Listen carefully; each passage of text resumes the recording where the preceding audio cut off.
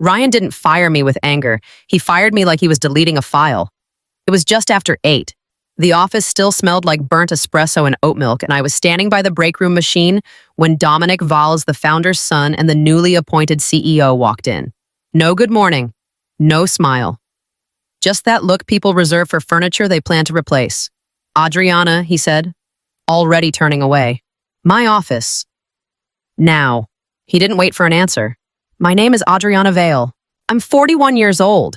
I've spent the last 11 years building the strategic accounts function here quietly, relentlessly, until my team became the reason our biggest client stayed during every leadership wobble and every market panic.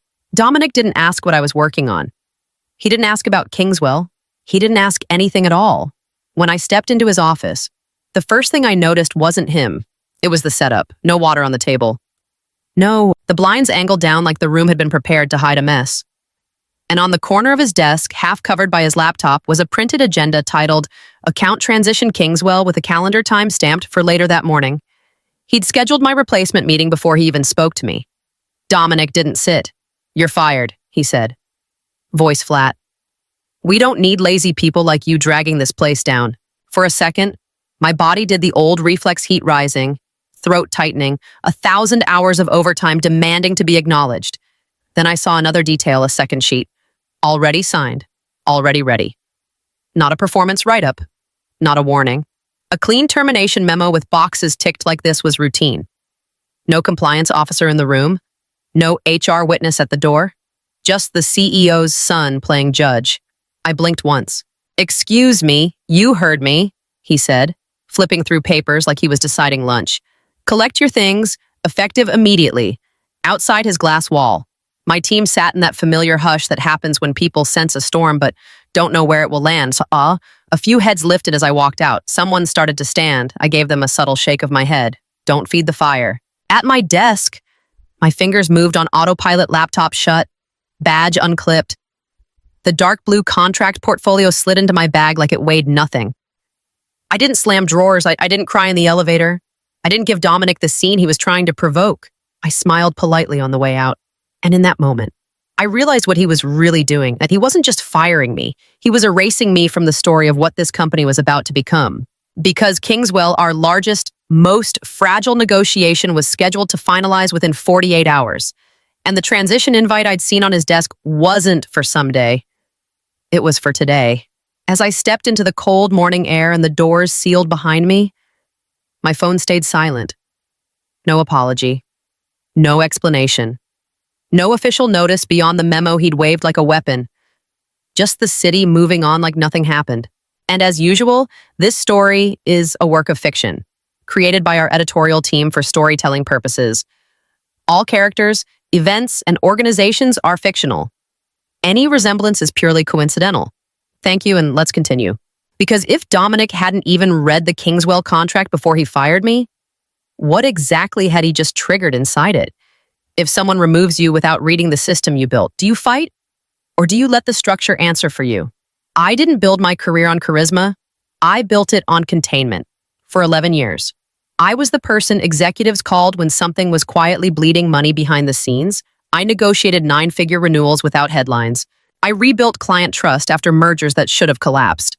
I absorbed tension so the board could sleep at night and the founder could sell stability to investors. Kingswell wasn't just another account. It was a $1.3 billion cross-border infrastructure agreement that took 6 months of cultural alignment, regulatory mapping, and risk modeling to structure. Their CEO valued one thing above all else: consistency of representation. He didn't want rotating executives or flashy handoffs. He wanted one accountable negotiator. That mattered more than most people understood. 3 years ago, after a disastrous acquisition nearly cost us a strategic client, I insisted on a structural safeguard in our high-value contracts. It wasn't dramatic. It was precise. Clause 14.2 sold authorized negotiator. It stated that during active negotiation windows, only the designated executive me could legally represent the company. Removal of that executive would trigger a temporary suspension of negotiation authority and automatic compliance review, not as leverage, as protection. At the time, Some called it excessive. Victor Hale signed it anyway. Stability builds trust, he'd said. If you're the one holding the relationship, then the contract should reflect that. Kingswell agreed. In writing, the clause wasn't about ego. It wasn't about ownership. It was about preventing exactly what had just happened, impulsive authority disrupting institutional continuity. When Dominic fired me that morning, he didn't just remove a director. He removed the legally designated negotiator 48 hours before closing, which meant one thing. If he had actually read the contract, he would have known the deal couldn't move without my written authorization. But Dominic didn't read structures, then he read headlines. And somewhere inside that leather portfolio sitting on my kitchen counter, Clause 14.2 was waiting patiently. Have you ever built a safeguard for a mistake someone arrogant hasn't made yet? Dominic Velez didn't walk into the company. He entered it like a campaign, town hall, slide deck, words like modernization, velocity, lean leadership. He was 30, sharp-suited, and visibly determined to prove he wasn't just the founder's son. The board watched him the way investors watch a volatile stock, hopeful, cautious. I watched him skim. In his first executive meeting, he flipped through a summary binder instead of the full agreements. He asked for streamlined reporting. He questioned why certain clients required legacy continuity structures. That was his phrase. Why is one person attached to a deal he'd asked? Glancing at the Kingswell file without opening it? That's inefficient. It's contractual, I replied evenly. Continuity was a negotiated condition. He tapped the cover with 2 fingers. We're moving into a new era. No one is indispensable. There it was. Not cruelty, not incompetence, impatience. He believed disruption was leadership, that removing long-standing executives would signal strength, that speed equaled authority. What he didn't see was the architecture beneath what he called legacy. Kingswell wasn't a sales pipeline. It was a geopolitical alignment, a multilingual negotiation structured around regulatory assurances and personal credibility. Their CEO didn't trust brands. He trusted faces, specifically mine. Dominic didn't challenge the clause directly. He didn't ask compliance to review it. He didn't schedule legal counsel to walk through exposure. He assumed removal meant replacement. And the morning he fired me, he never once asked Meredith from compliance to sit in, that he never once opened Clause 14.2. He thought he was eliminating friction. He didn't realize he was activating it. When ambition outruns comprehension, what breaks first, people? Or the contracts holding everything together? By 9 the next morning, the silence broke. I was halfway through my second cup of coffee when my phone lit up with a number I hadn't seen in months. Victor Hale. I just walked into the office, he said without greeting. His voice wasn't angry, it was tight, controlled. Why did you pack up your desk? Your CEO terminated me, I replied calmly. A pause. Paper shuffling. A chair scraping against hardwood. He what? There are moments in corporate life when reality shifts, not because someone shouts, but because someone reads. Did he copy compliance, Victor asked. No. Another silence. Longer this time. We have Kingswell at 11, he muttered. More to himself than to me. He can't, I heard a drawer open? More paper. Then a sharp exhale. Adriana, did he read Clause 14.2 before removing you? My gaze moved instinctively to the dark blue portfolio on my kitchen counter. I doubt it. The line went quiet except for the faint rustle of documents being flipped faster now. A different voice joined faintly in the background, Meredith Shaw from compliance. Sir, if the designated negotiator is removed during an active negotiation window, authority is automatically suspended pending board review. Suspended, not transferred. Not reassigned, suspended. Victor came back on the line. There's a 24-hour freeze embedded and a 72-hour compliance escalation window. This triggers oversight? Yes, I said. That was the point. Another pause. He wasn't speaking as a father now. He was calculating as a chairman. If Kingswell's legal team runs a continuity check this morning, he said slowly, they'll flag the authority gap and freeze the deal. I finished. Somewhere in that executive suite, someone was opening the full contract for the first time because paper trails don't argue. They wait. What happens when authority is revoked, but the contract refuses to cooperate? At 10:07 a.m., Dominic made it official. The termination memo digitally signed, time-stamped, and circulated to HR, finance, and executive leadership stated that I was removed effective immediately from all strategic accounts, including Kingswell. It was clean, decisive, public, and irreversible. At 10:12 a.m., compliance flagged the contract. At 10:16 a.m., Meredith Shaw forwarded a system-generated notice to the executive group, subject authority suspension. Kingswell Holdings Clause 14.2, triggered per contractual provision 14A's. 2. Removal of the sole authorized negotiator during an active negotiation window initiates immediate 24-hour negotiation freeze, 72-hour compliance review, automatic escalation to Board Oversight Committee. No alternative representative may act on behalf of the company until review is complete. At 10:21 a.m., Kingswell's legal department requested clarification on continuity of representation. By 10:24 a.m., the $1.3 billion negotiation was frozen. I wasn't in the building, but I could picture it. Dominic standing at the head of the boardroom table, slide deck ready, transition plan prepared, confidence intact until Meredith entered with printed pages and placed them in front of him. "Did you review clause 14.2 before signing this?" she would have asked. He would have skimmed, then read, then reread, because the clause didn't just protect my role. It protected the client's right to refuse misrepresented authority. If Kingswell believed the company had attempted to negotiate without its designated executive, they could invoke reputational misalignment review and apply delay penalties. Victor called me at 10:31. "What did you do?" he asked, but not accusingly. "I installed a safeguard 3 years ago," I said, "for exactly this scenario." He signed the memo without legal review. "Yes." Silence, then was quietly, "The board's been notified." That was the moment it shifted, not when I was fired. Not when Dominic insulted me, but when his signature triggered oversight beyond his control. Activation doesn't feel dramatic. It feels procedural. A click, a timestamp, a clause waking up, and somewhere inside that executive chamber, Dominic realized he hadn't removed a director. He had suspended his own authority. Have you ever watched someone pull a trigger only to realize the structure was already aimed back at them at 10:42 a.m.? My phone started vibrating. Not once, not twice, repeatedly. Dominic, then HR, then an internal extension I didn't recognize, then Victor again. I let it ring. For the first time in 11 years, I wasn't the one rushing into damage control. I was sitting at my kitchen table, watching sunlight slide across the dark blue leather portfolio, while inside the office, the architecture I built was recalibrating without me. Inside the executive suite? Dominic's tone had changed. "It's procedural," he insisted. "We can assign a new negotiator." Meredith didn't argue. She rarely did. "You can't," she replied evenly. Clause 14.2 requires written authorization from the designated executive or a completed compliance review. Neither exists. The deal can't freeze over one person. It just did. Across the table, Victor Hale wasn't speaking. He was reading the contract line by line, the full version this time, not the summary. The board notification had already been sent. Oversight Committee copied automatically. This was no longer an internal disagreement. It was governance. My phone buzzed again. "Victor," I answered this time. "Adriana," he said carefully. "Kingswell's legal team has paused the signing window.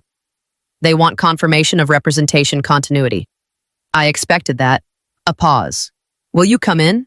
There it was, not an apology, a negotiation. "If I return," I said calmly, "it will be under written autonomy, direct reporting to you for this account. No interference from Dominic." Silence stretched on the line. "Send me your conditions," he said finally. When I hung up, I didn't feel vindicated. I felt steady. Because this wasn't about reclaiming a position. It was about deciding whether structure still mattered inside that building.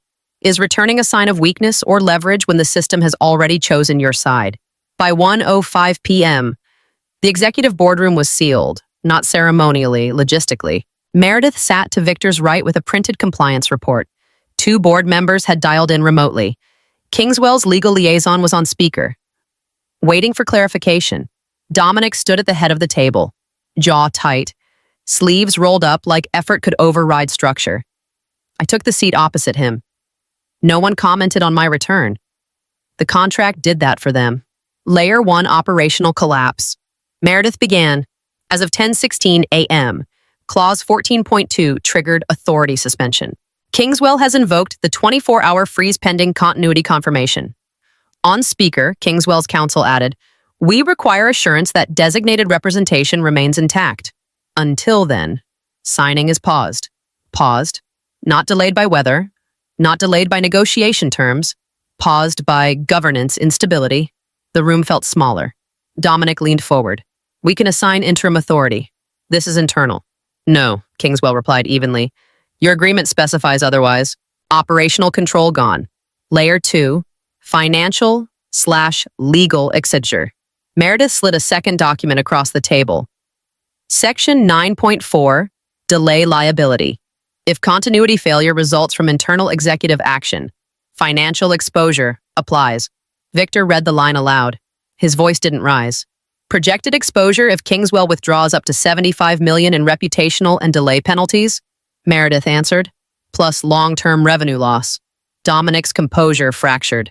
This is absurd. Over a personnel decision? It's not a personnel decision, I said calmly.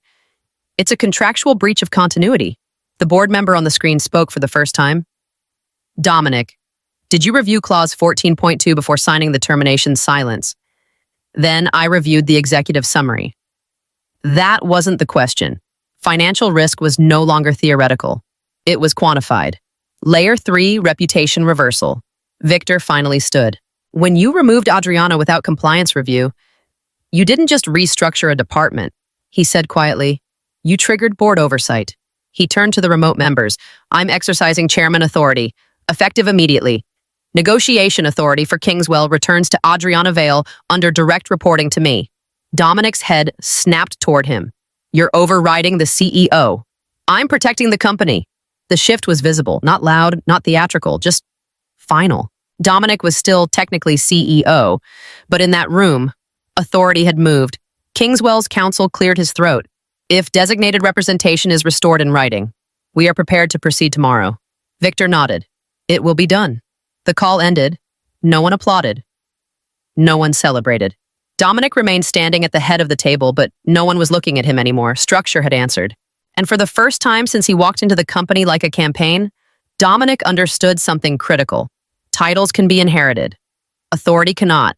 When power is challenged in public, what survives ego or structure? Kingswell signed the next morning. No applause, no press. Just controlled signatures. A reaffirmation of continuity. And a brief nod from their legal counsel that said more than any congratulatory email could. Operational stability restored. Financial exposure neutralized. But inside the building, nothing felt settled. Dominic was still CEO. His title hadn't changed. His office hadn't moved. His access card still opened every secured floor. The board had imposed temporary oversight on high-value contracts. Yes, but oversight is not removal. It's supervision. During the signing, Dominic didn't interrupt. He didn't argue. He didn't even look at me. He reviewed his phone, posture rigid, as if the outcome were administrative rather than existential. That worried me more than anger would have. After Kingswell's delegation left, Victor asked me to remain. "You handled that with restraint," he said. "I handled it with documentation," I replied. He nodded once. "The board is initiating a limited internal governance review. It's procedural." There it was again. Procedural. Across the office floor, small shifts began. Compliance was suddenly CCD on budget approvals that once moved quietly. HR requested written clarifications on routine changes. A junior associate hesitated before handing me a report, his eyes flicking, just briefly, toward Dominic's office. Authority had grown witnesses. That afternoon, Clara stopped by. "People think this is over," she said softly. "It isn't," I answered. Dominic wasn't reckless anymore, and he was contained. Contained people calculate. He had been publicly corrected, restricted, overridden. Men who mistake control for competence don't accept correction as closure. They reinterpret it as temporary. And temporary is something they believe can be fixed. When the system steps in to restrain power, does it resolve the conflict or just push it underground? The first sign wasn't dramatic. It was a reimbursement delay. An expensive submission from the Kingswell trip flagged for insufficient documentation. That had never happened before. I resubmitted it with receipts attached. It was flagged again. Then an email surfaced. Sent from my address at 11:48 p.m. 2 nights earlier. It contained outdated pricing terms and was forwarded to one of our overseas partners. The partner, fortunately, called me directly. Adriana. I assume this was a draft, he asked carefully. It wasn't mine. I replied, IT ran a trace. The message originated from a shared workstation near the executive corridor. Credentials entered manually. No external breach. Internal. 2 days later, HR notified me of a complaint alleging I had created a hostile post-incident work environment and was undermining executive leadership. Anonymous, but oddly specific. This wasn't anger. It was strategy. If Dominic couldn't override the contract, he would erode credibility instead. Slow reputational corrosion. Enough friction to make the board question whether restoring me had been the right call.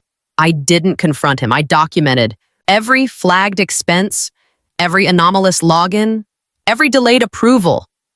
I forwarded them to David Lynn, head of internal audit, with timestamps and access logs attached. 3 days later, I was called into the audit committee's temporary review room. David didn't waste time. We traced the login attempts. He said, multiple instances tied to executive-level access chains, including your fabricated email. He rotated the monitor toward me. Digital breadcrumbs, timestamps aligned with Dominic's assistant's credentials, access overlap windows, pattern repetition. Is this enough, I asked, for suspension pending misconduct review? David said evenly, yes, that afternoon. The board reconvened. Dominic arrived late, and he didn't look at me this time. He looked at the evidence, and for the second time in less than a week, structure, not emotion, answered. When someone shifts from arrogance to sabotage, how do you respond without becoming like them? Dominic's suspension was announced the following Monday.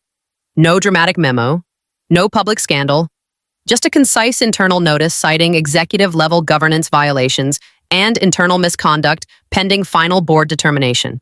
3 days later, it became permanent. Termination, no press release, no litigation headlines.